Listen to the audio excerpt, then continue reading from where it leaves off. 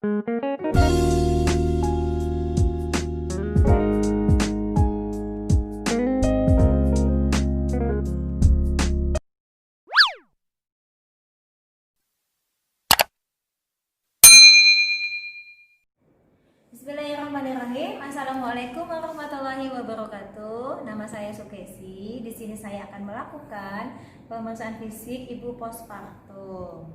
Oke, assalamualaikum Ibu. Oke, Ibu namanya siapa Bu? Ibu Farida. Ibu Farida. Ibu Farida setelah ini ya, habis lahiran ya. Oke, anak keberapa Bu? Anak pertama. Anak pertama. Alhamdulillah. Selamat ya Ibu atas kelahirannya. Bayinya sehat ya? Sehat. Oke, lahirannya sesar apa normal? Normal. Baik. Sekarang saya akan melakukan pemeriksaan Ibu setelah melahirkan ya. Ibu ini berarti lahirannya sudah berapa hari Bu? Sudah 3 hari. 3 harian ya Bu ya. Oke, sudah 3 hari nanti kita akan mengecek apakah ada gangguan-gangguan atau ada kelainan Ibu setelah ini ya, setelah melahirkan ya. Yang pertama kita ngecek dari mata ya, seperti biasa kita anak mata konjungtiva gitu ya. Ini Ibu tidak ada keluhan kayak pusing, mual, lemes, tidak ada ya, kondisinya baik ya. Nutrisinya bagus nggak? Makannya tetap masih mau gitu ya. Oke, ASINya sudah lancar? Lancar. Sudah lancar. Oke, ini tidak ada tanda-tanda yang membuat ibunya khawatir ya. Terus dicek konjungtivanya juga tidak anemis gitu ya, sudah bagus. Kemudian tidak ada ini ya. Kita langsung aja ya ke vena ini ya, ke kelenjar tiroidnya ya. Ketika menelan sakit nggak? Enggak ya, berarti sudah bagus juga ya. Kemudian ini kita cek juga ya, ada peningkatan vena jugularis ya, tidak ada. Maaf Ibu, sekarang saya mau tanya tadi ASINya udah bagus ya, udah lancar ya. ASI kolostrumnya sudah keluar?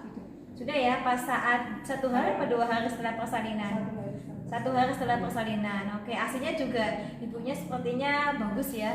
Oke, setelah kita ke ASI, kemudian kita ke bagian perut. Tapi sebelum ke perut kita cek dulu tensi dulu ya Bu ya. Kita tensi dulu. Baik. Setelah kita tensi nih, Ibu bisa tensinya berapa Bu?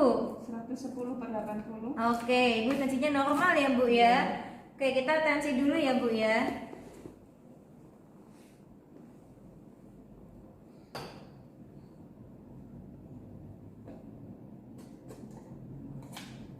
Tujuan untuk mengetahui tensi adalah apabila ibu mengalami peningkatan tekanan darah itu harus segera dilaporkan ya, dan apabila ibu mengalami hipotensi atau tekanan darah rendah juga harus dilaporkan. Baik. Maaf ya Ibu, saya tensi dulu. Oke. Kita cek dulu ya. Maaf ini karena ini agak sedikit ini ya. Oke, kita ini aja. Oke, kita tensi dulu.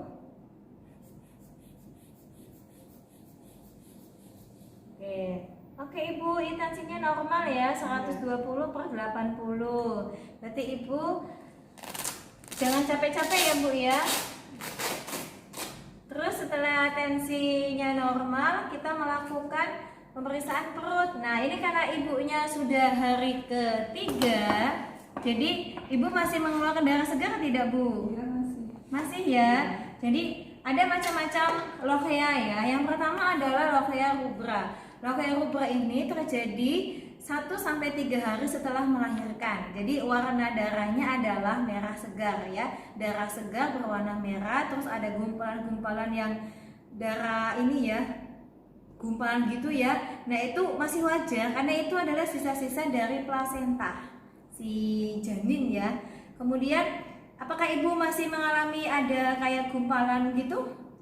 Masih sedikit ya, nggak banyak banget pas hari pertama atau hari kedua ya.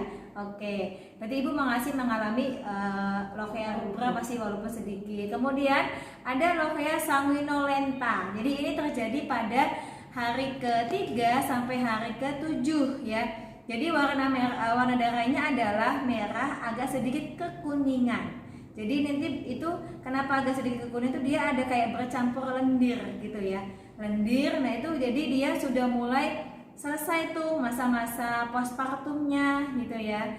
Kemudian setelah sanguinolenta ada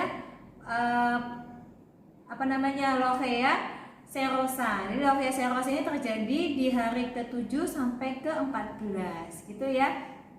Jadi dia warnanya agak sedikit keputihan gitu ya, kayak darahnya kayak kita mengalami keputihan. Oke, kita lanjut ya.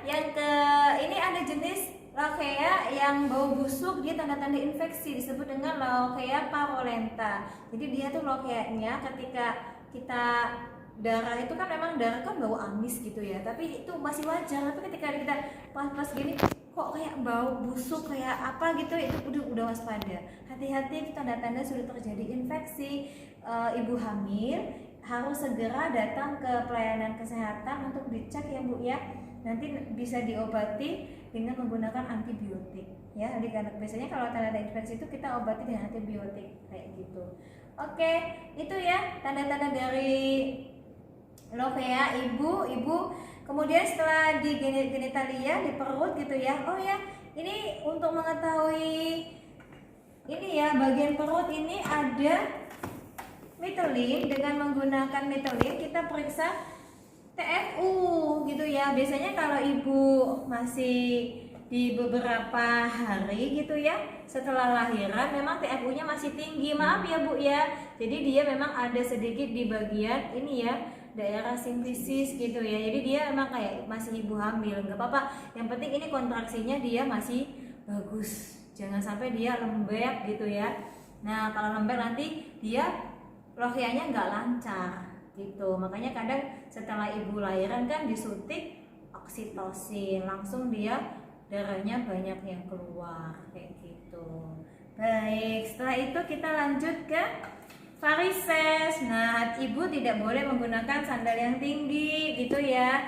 Apakah sandal jepit atau kalau di rumah boleh ini ya, tidak boleh pakai alas kaki juga boleh gitu ya. Kemudian jangan terlalu capek ya Bu ya, tetap nutrisinya dijaga gitu ya. Kemudian selanjutnya ke edema nih. Nah ibu ini kemarin kan kaki sempat bengkak ya, sekarang kakinya sudah kempes, alhamdulillah. Jadi ini memang bawaan bayi, jadi ibu tidak ada kelainan penyakit bawaan kayak gitu.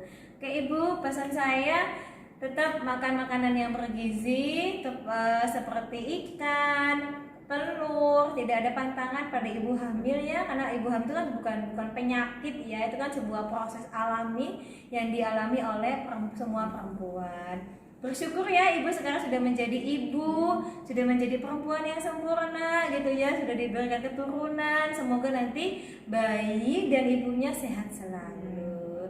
Terima kasih untuk hari ini, semoga bermanfaat. Saya akhiri. Wassalamualaikum warahmatullahi wabarakatuh.